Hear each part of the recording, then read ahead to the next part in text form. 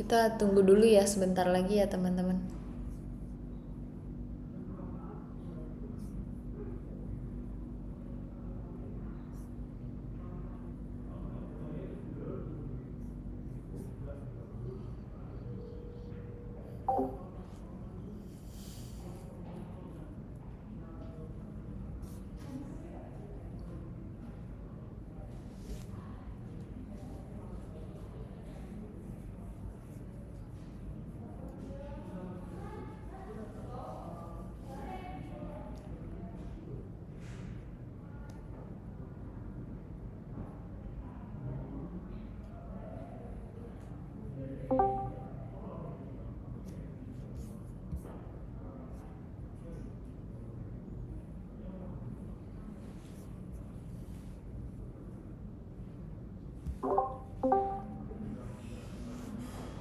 Halo Mas Aris dan Kak Sigit.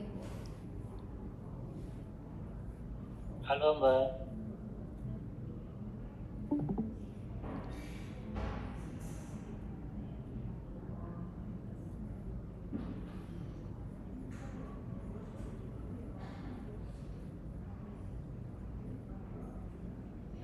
Kita tunggu 2 menit lagi lah ya. Atau semenit lagi sih kayaknya. Biar nggak terlalu lama juga nunggunya.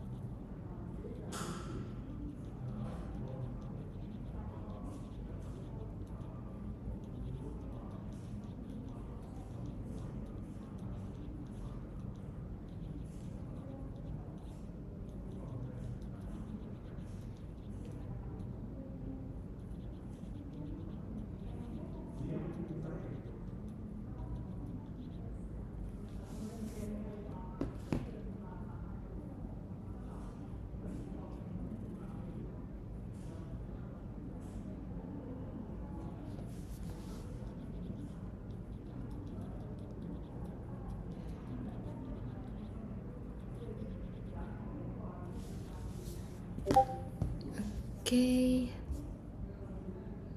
Mungkin kita mulai aja kali ya Kak ya. Kak Herman. Mungkin aku buka dulu ya. Selamat sore teman-teman. Di sini mungkin teman-teman yang emang dari kemarin juga ikutan ya. Terima kasih sudah mau join ngabuburit session dari ICCOM. Hari ini kita akan dengerin sharing dari Kak Herman dan juga tentunya teman-teman kita harapkan juga saling sharing di sini karena sebenarnya Kak Herman pun bukan sebagai orang yang paling tahu gitu ya istilahnya. Jadi beliau di sini ingin sharing dan mendapatkan juga masukan dari teman-teman yang lain. Jadi kita harapkan di sini kita bisa diskusi dan sama-sama saling mengisi sehingga bisa tumbuh bareng-bareng gitu. Oke, selanjutnya aku persilahkan Kak Herman untuk memulai sharingnya ya. Silahkan Kak Herman.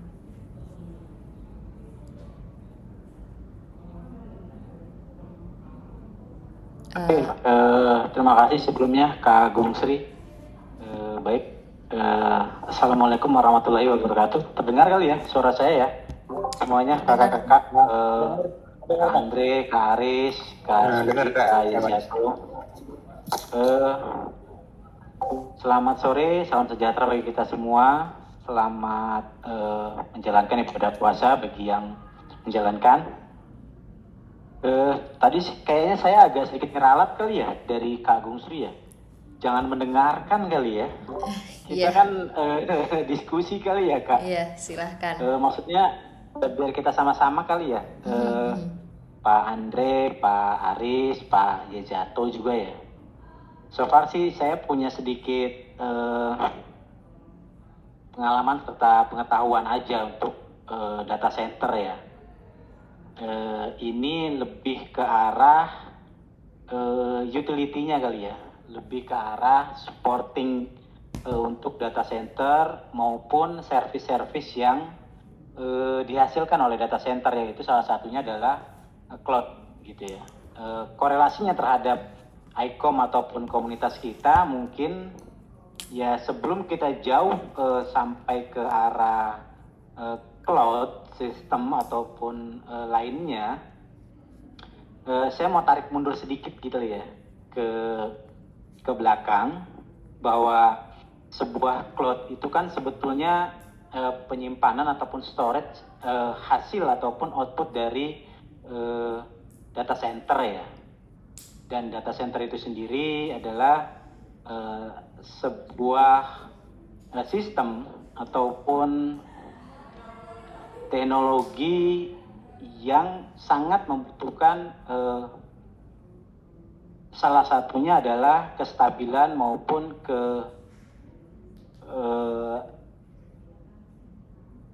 power listrik yang mumpuni gitu ya.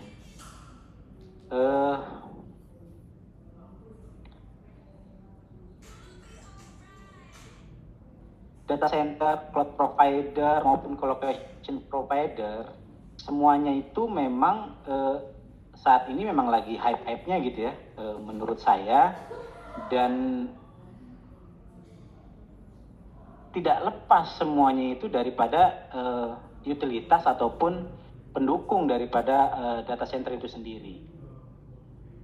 Konektivitas sebuah koneksi listrik yang mumpuni maupun yang baik, stabil dan juga ada, itu merupakan jantung gitu ya buat saya ataupun buat kita, buat sebuah data center, bagi data center itu sendiri. Jadi sebelum kita melangkah ke arah cloud yang real cloud, ada baiknya kita mengetahui sedikit kali ya kakak-kakak sekalian, bahwa cloud itu adalah service layanan yang dihasilkan oleh sebuah data center, dan data center itu sendiri juga sebuah sistem ataupun sebuah teknologi penyimpanan server, tempatnya si server maupun perangkat aktif maupun device-device yang memang berkaitan dengan IT maupun lainnya. Oke, berbicara sebuah data center, sepengetahuan saya memang sebuah data center itu terbagi menjadi beberapa tipe gitu ya. Data center tier 1, data center tier 2, tier 3, tier 4 sampai dengan tier 7 sampai saat ini. Nah, dari semua itu sebetulnya sebuah data center yang baik ataupun sebuah data center yang bisa menghasilkan produk ataupun service ataupun layanan yang baik pula, itu harus memiliki ataupun idealnya mereka memiliki sistem utilitas antara lain misalkan power system. Yang kedua adalah backup power system itu sendiri. Yang ketiga adalah cooling system. Terus yang keempat adalah security system. Yang kelima adalah protection system. Di luar dari itu mungkin ada kakak-kakak sekalian yang mengetahui, nanti boleh di share ataupun diceritakan lebih lanjut gitu ya. Ini ngomong-ngomong, sharing PowerPoint saya kelihatan nggak ya? Kelihatan. Oke, thank you. Saya lanjut ya. Kita kembali ke power system. Seperti yang di pendahuluan tadi, bahwa sebuah data center ataupun kalau di dunia telekomunikasi saya kenalnya adalah MSC, BSC gitu ya. Kalau sekarang ini mungkin orang ataupun kita semua lebih kenal terhadap data center gitu atau head end. Nah, data center itu sangat berpengaruh sekali dengan power system. Kenapa data center itu punya tipe, tier 1, tier 2, ataupun data center itu diklasifikasikan dengan besarnya daya power yang dimiliki oleh sebuah data center. Contoh misalkan, kenapa sih data center itu tidak menggunakan sebutan atau nama yang berkaitan dengan IT-nya gitu ya. Tapi kenapa data center itu justru mereka menggaungkan data centernya itu dengan kapasitas daripada power system itu. Ya, karena tadi seperti pendahuluan yang saya sampaikan bahwa power system ini adalah jantung daripada sebuah data center ataupun MSC ataupun BC ataupun head end kalau kita bilang.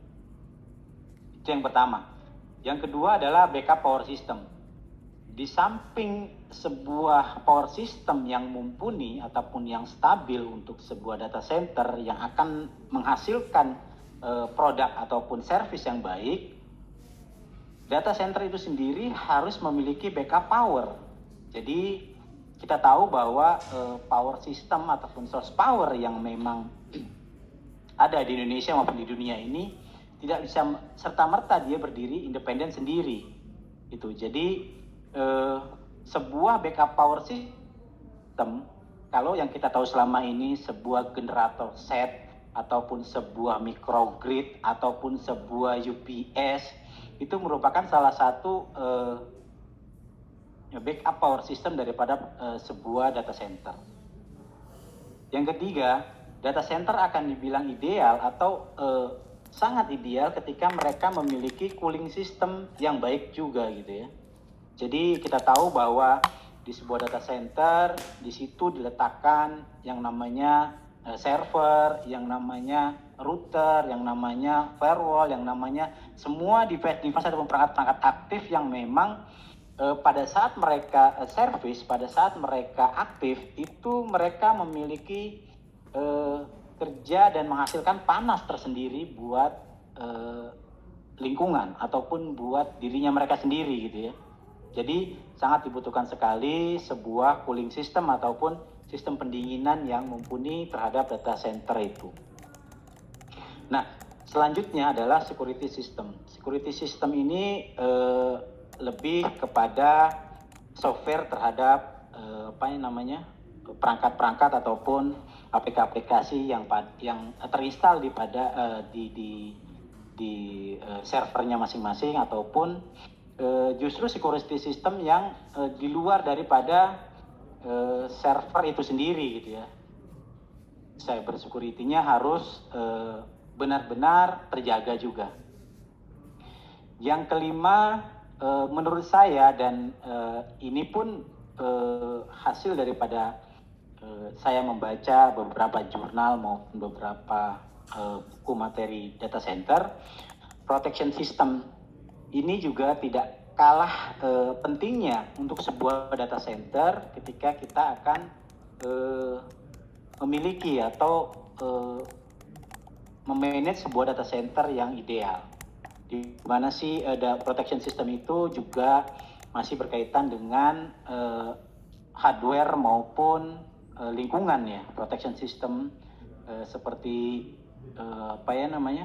grounding sistemnya untuk sebuah data center, terus juga keamanan orang ataupun PIC yang akan masuk ke dalam ruang data center itu sendiri. Jadi ada sekitar 5 poin yang saya rangkum bagi sebuah data center bisa dikatakan ideal ataupun bisa masuk ke dalam tipe ataupun data center yang mumpuni gitu. Oke, selanjutnya tipe of source power. Jadi seperti kita tahu bahwa sebuah data center itu tidak serta-merta hanya menggunakan atau memanfaatkan jaringan listrik yang kalau orang awam bilang itu jaringan listrik yang arus searah ataupun arus bolak-balik ya. AC source power system yang biasa kita kenal selama ini kita gunakan di rumah, kita gunakan di kantor gitu ya. itu daya AC, daya arus bolak-balik, alternating current, memang itu adalah sebuah daya yang main sebelum semua perangkat hidup, perangkat IT maupun perangkat mekanikal ataupun elektrikal yang ada di data center pasti akan menggunakan daya AC tadi gitu ya. Di samping daya AC juga memang ada beberapa perangkat IT yang memang menggunakan source powernya itu adalah daya DC gitu ya, direct current. Nah selama ini mungkin kita sebagai engineer cloud ataupun sebagai manajerial daripada sebuah sistem cloud itu agak sedikit mengesampingkan hal-hal terkait dengan source power ini gitu ya. Kita juga jarang sekali mengerti apakah itu daya AC ataupun apa sih daya DC yang dipakainya atau dimanfaatkannya itu pada saat kapan gitu ya, atau pada perangkat-perangkat atau device-device yang mana gitu ya yang menggunakan daya AC ataupun DC.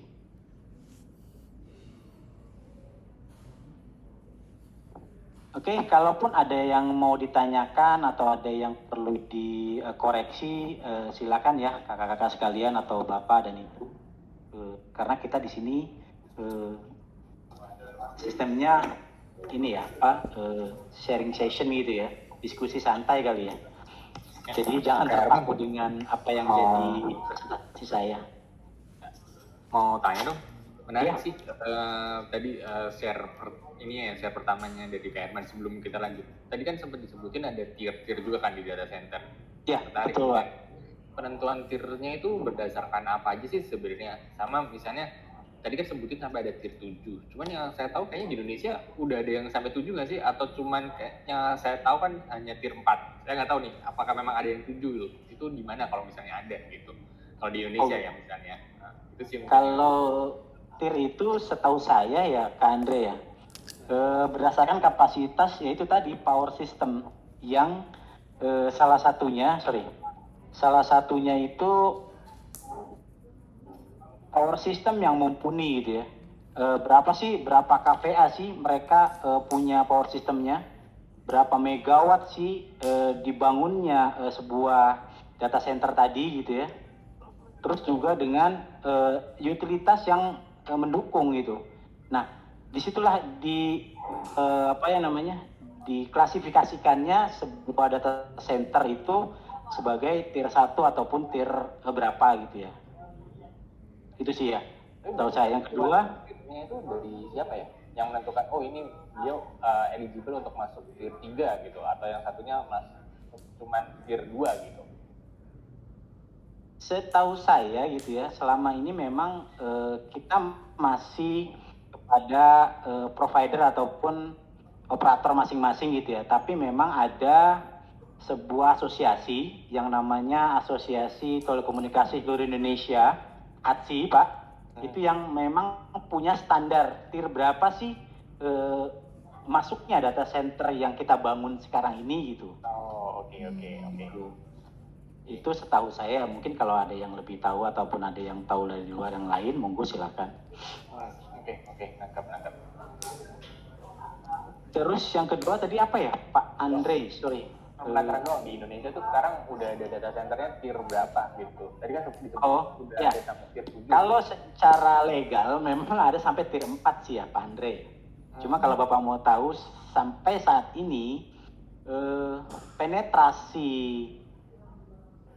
data center kalau kita bilang gitu ya. Data center sih selama ini mungkin ada di pemikiran kita itu adalah sebuah gedung ataupun shelter knockdown gitu ya, yang memang besar kapasitasnya. Tapi kalau mau dikembalikan lagi kepada fungsinya data center, saya pikir saya sendiri pun sebetulnya punya data center di rumah yang saya manage gitu. Kalau Pak Andre ataupun kakak-kakak sekalian itu sering membaca white paper ataupun sering mengetahui kekiniannya tentang telekomunikasi. Banyak sekarang ini yang memiliki data center sendiri, Pak Pri.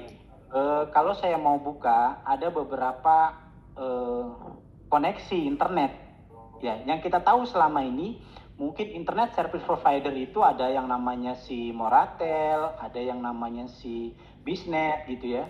Mereka mempunyai data center dengan kapasitas tier 2 ke bawah gitu ya, 3 dan 4. Tapi kenapa tadi saya bilang sampai tier 7? Karena sebetulnya di luar sana banyak sekali lokal provider data center yang memang mereka memiliki data center UMKM gitu ya. Nah, itu yang kami sebut biasanya itu data center tier 7. Jadi ya mereka hanya sebatas operator data center untuk di RT RW gitu. Jadi ya gitu ya. Kalau yang legal memang cuma sampai 4 Pak di Indonesia, baru sampai 4 ya, setahu saya juga gitu. Oke. Gitu kali ya. Mungkin ada kakak-kakak yang lain yang mau menambahkan yang lebih tahu mungkin ya.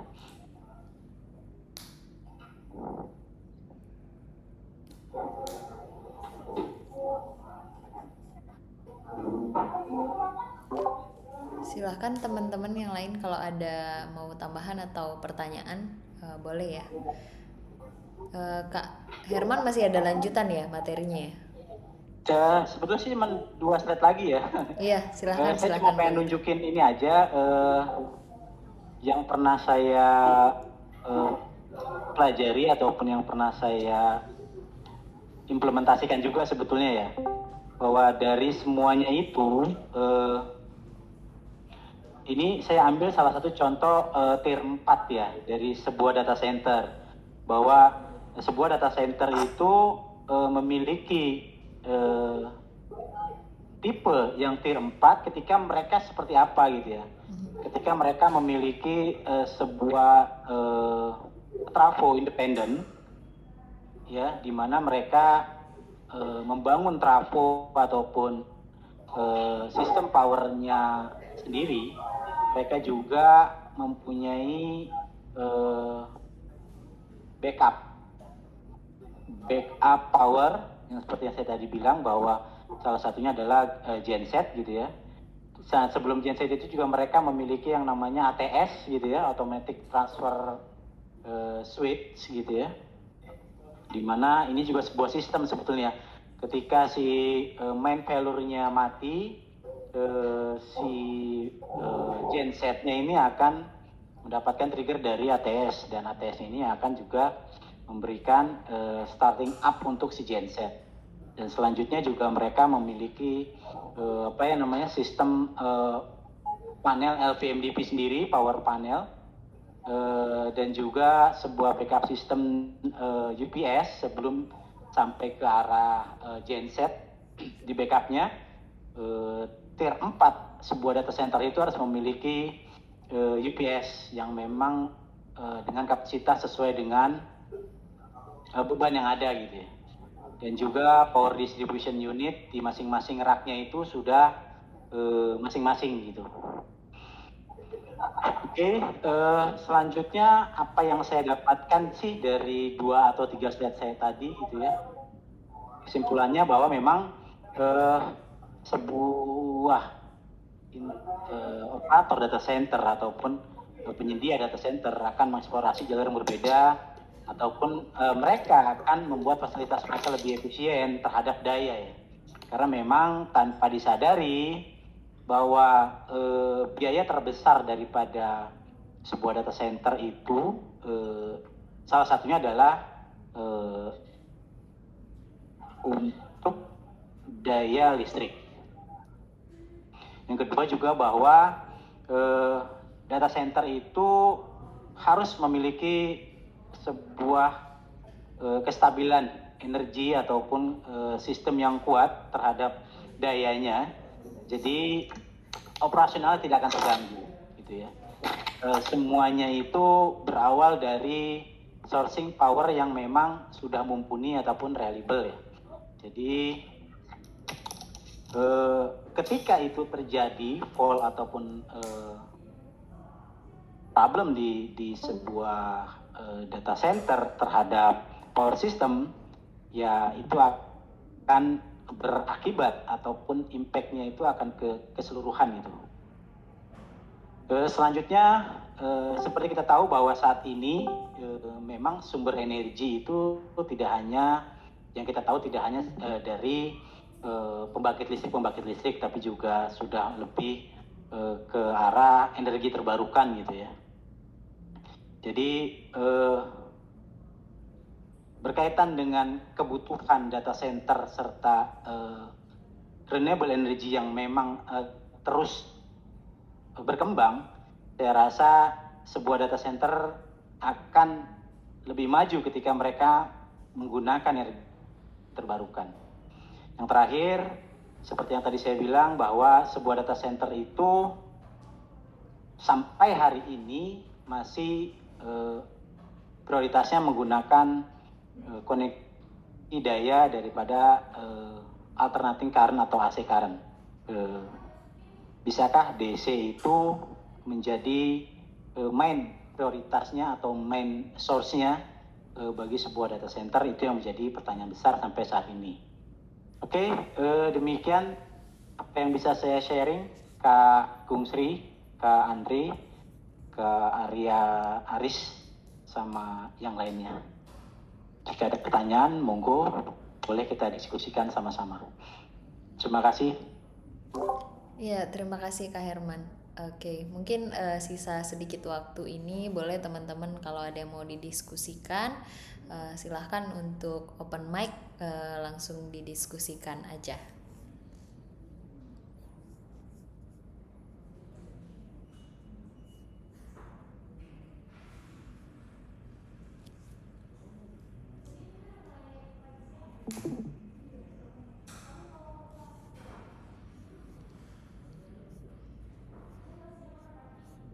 Apakah ada yang mau diskusi? Pak Aris, gimana Pak? Ada yang boleh ataupun mau ditambahkan ada yang mau gitu ditanyakan ya? Gitu atau ditambahkan boleh. Atau mungkin dari Pak Andre sendiri kali ya, Iya. yang memang lebih expert dan juga profesional gitu. Dari kita semua. Sepertinya sebenarnya kita semua kayaknya sama-sama masih newbie sih. Kalau mungkin ada yang udah expert tapi mungkin diam-diam gitu ya, belum muncul. Dari saya sih udah sih, maksudnya kayaknya untuk data center bakalan, kalau mau discuss mungkin bakalan lebih panjang lagi gitu ya sessionnya ya, Pak Herman. Tapi menarik sih karena kita biasanya kalau dari cloud kan ngelihatnya ya udah dari segi kita memang dari segi cloud-nya kan, bukan benar-benar tadi kayak powering system itu kan kita nggak, selama ini kalau dari sisi cloud sih jarang banget melihat ke sana gitu kan. Hal baru sih yang dipelajarin gitu, Herman. Thank you udah sharing. Ya Pak, terima kasih banyak. Ya karena itu tadi background-nya ya, kita semuanya kan lebih mengerti lagi cloud, tapi ya tidak menutup kemungkinan gitu loh. Apa sih penunjang cloud-nya ini juga minimal kita ya tahu sedikit boleh lah gitu ya. Jadi jangan sampai kita blank banget gitu terhadap pendukungnya si cloud. Ya percuma juga nanti kita jadi engineer cloud tapi kita nggak tahu pendukungnya gitu kan. Walaupun sedikit ya minimal kita ngerti juga lah ya Pak ya. Iya betul. Di samping itu juga mungkin jadi kita dengan pengetahuan kita tentang ini juga, tentang pendukungnya juga, jadi kita juga bisa lebih bijak gitu dalam nantinya memilih gitu ya provider. Terus kita juga jadi lebih kritis gitu ya, jadi tahu nih provider kira-kira di balik ini dia sudah mumpuni belum dalam hal data center dan lain sebagainya kayak gitu. Dan memang yang bisa kita sesuaikan dengan kebutuhan kita, apakah dengan apa yang mereka punya bisa mendukung ini kita itu. Cuman kan memang kalau yang udah gede-gede ya, apalagi yang sudah kredibel gitu ya, mungkin tidak perlu diragukan lagi gitu mereka punya data center seperti apa gitu. Mungkin dari teman-teman ada lagi yang mau ditanyakan atau mau didiskusikan, silahkan. Tadi untuk pertanyaan besarnya Kak Herman, sebetulnya saya sendiri juga sulit juga ya mau menjawab tentang AC dan DC, itu saya belum terlalu paham juga sih. Jadi mohon maaf juga nih, saya belum bisa ikut ngasih sharing juga kira-kira itu seperti apa. Mungkin dari teman-teman kalau ada pengetahuan gitu boleh juga disampaikan.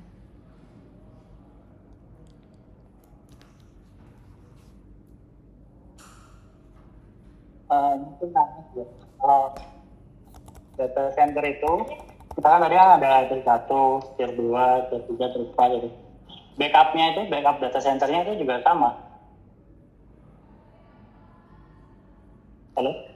Ya, pertanyaan dari Kak Haris mungkin maksudnya apakah kapasitasnya dari si backup itu harus sama dengan yang aslinya gitu? Ya, karena mungkin kalau ketika terjadi disaster gitu kan, apakah harus sama seperti yang main. Iya, oke. Pertanyaan yang menarik sih Kak Haris. Mungkin ada tanggapan dari teman-teman yang lain atau Kak Herman ada tanggapan? Ya, saya pikir juga memang harus sama kali ya, Kak.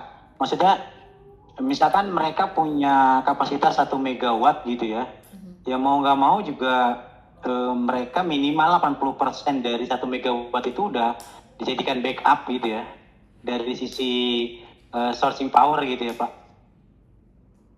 Karena itu memang ya defaultnya kali ya, sebuah data center memiliki kapasitas sebesar itu juga harus sejalan dengan backupnya. Jadi 1+1 sebetulnya gitu kan, secara topologinya ya. Kan nggak mungkin juga dia 1+setengah gitu. Jadi dia punya data center dengan kapasitas 1000 megawatt, tapi mereka hanya memiliki kapasitas backup powernya itu 500 gitu ya, setengahnya. Saya rasa itu juga nggak mungkin dilirik orang gitu ya, ataupun bisnisnya juga jadi tanda tanya nanti.